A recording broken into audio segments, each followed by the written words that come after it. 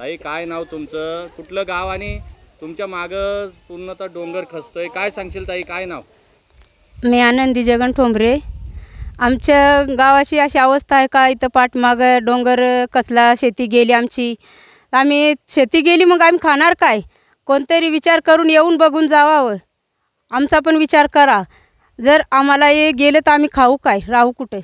जवळ घरं आहेत, हे सगळं इथं जवळ आलं. सगळं जे हे गेलं तर मग आम्ही कुठं जाणार? पावसाळी काही पाऊस आहे, कधी हे आहे वादळ आहे. असं कधीतरी विचार करून कोण येऊन जावं असं त्यांना वाटल्या पाहिजे आणि आलं पाहिजे आणि बघून गेल्या पाहिजे. काय झालंय, खचलंय कसं? सगळ्या भेगा गेल्यात, शेती गेली मागं. मी उभी इथं आहे तिथं शेतांचे सगळं शेतं गेली. मग आम्ही काय करणार? सरकारकडे काय मागणी आहे ताई? सरकारकडे एवढीच मागणी आहे का आम्हाला याचा बंदोबस्त करा. आमचा गाव कुठं नाही तर गावाचा कुठंतरी आम्हाला जागा पाहिजे.